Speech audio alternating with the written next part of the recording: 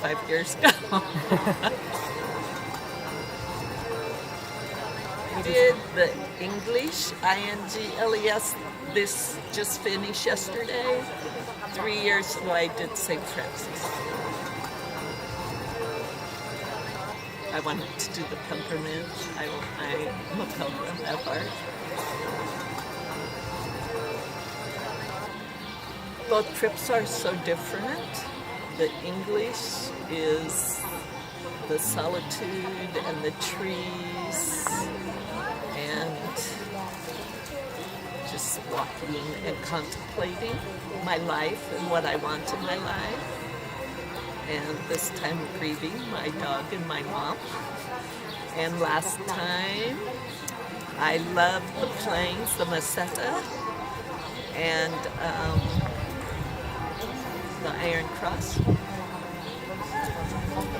Both, all very spiritual experiences for me. To everyone I meet, I go, you have to go walk the Camino. Any of them. I brought a friend this time.